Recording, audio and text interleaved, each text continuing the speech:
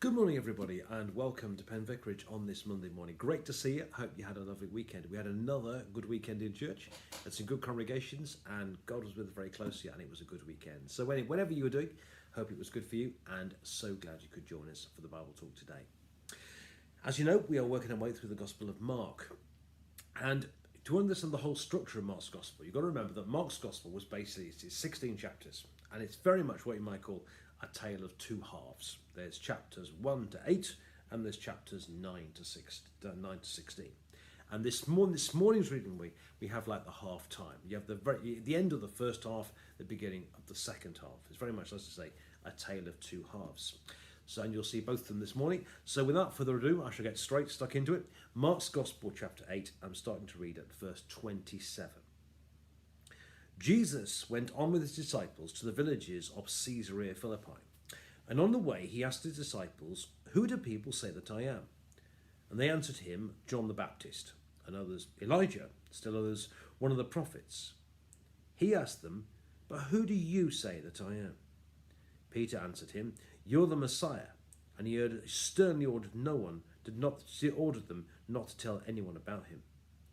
Then he began to teach them that the Son of Man must undergo great suffering and be rejected by the elders, the chief priests and the scribes, and be killed, and after 3 days rise again. He said all this quite openly.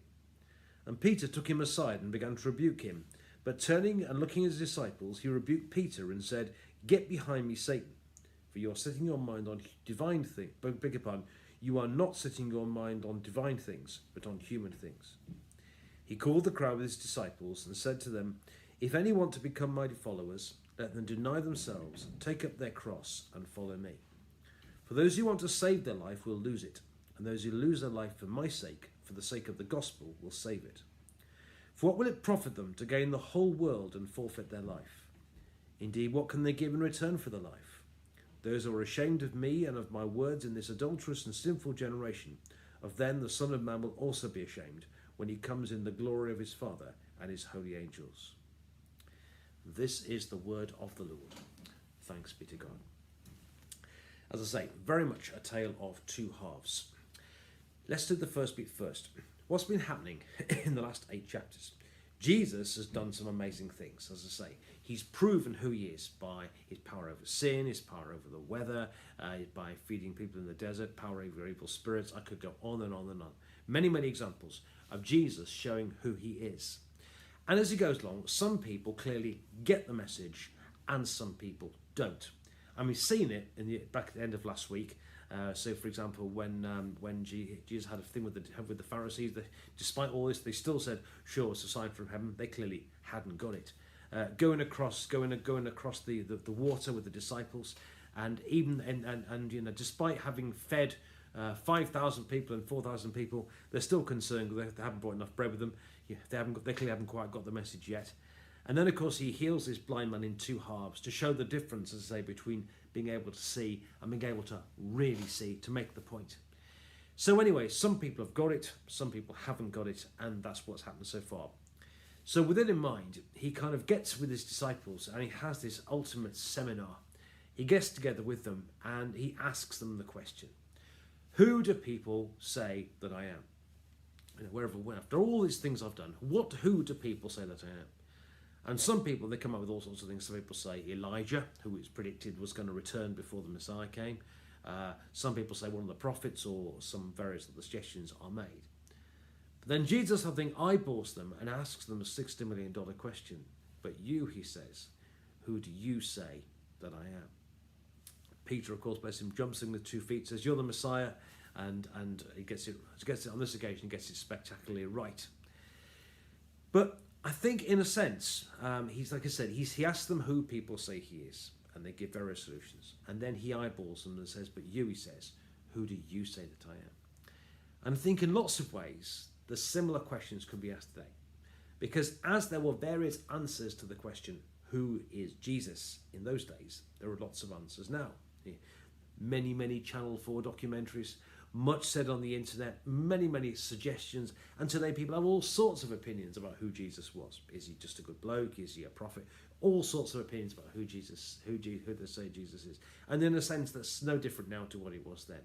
People had lots of opinions then, and people have many opinions now. And some people get it, and some people don't get it. But I do believe that the question Jesus asked the disciples when he eyeballed them is a relevant one today. And I think for us, my friends, it's the $60 million question.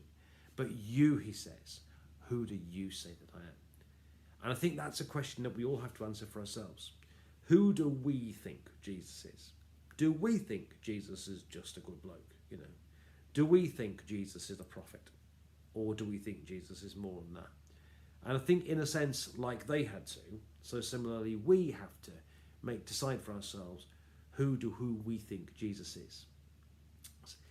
But anyway, then that happens. And as soon as Peter says, you're the Messiah, the Son of the living, and so on, that's at the end of the first half. And then everything changes after that.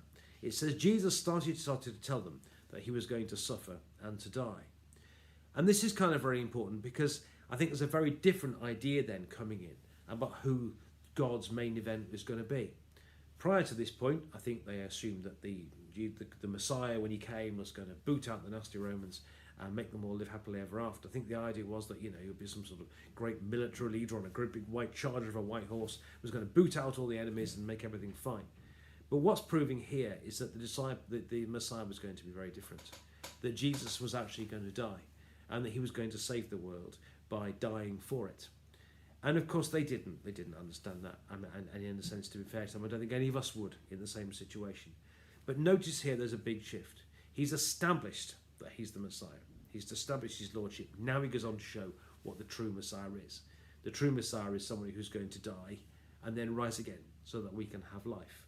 And from here on in, that's what the shift. So up to that point, it's been shown that he really is the main man. From here on in, he's going to show us who the main man is, if you know what I mean. So he then shows us that he's going to die and rise again for us. But then he goes on to say at the end, whoever's ashamed of me, I will be ashamed of him, he says. For what does it gain a man to gain, what does it profit a man or a person to gain the whole world but lose their soul? And so on.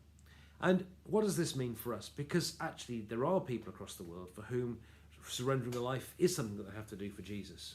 And actually many of the people who read Mark's Gospel, the early Roman Christians, many of them of course did die under Nero. That's what they had to do. But what does it mean for us? What does it mean to die for Jesus, if you know what I mean, in that sort of sense? I think what it means taking the focus of our life away from self and putting it onto Jesus. A bit like John the Baptist, I must decrease so that he can increase. It means being prepared to put self to one side and put Jesus in instead. Who's it once said that sin is a 3-letter word with I in the middle of it? And I think what it's about taking I out and putting Christ in there instead, letting Christ be the focus of what we're all about.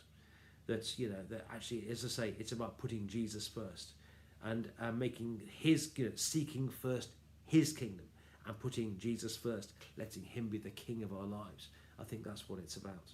It means, as I say, taking self apart, self away, and actually putting Jesus as the focus of what we're all about. Very few of us, I think, are likely to have to pay the supreme sacrifice for our faith.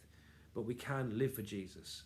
We can live to put him first, and live for him. And I think that's what it means. It means dying to self and putting Christ in there instead.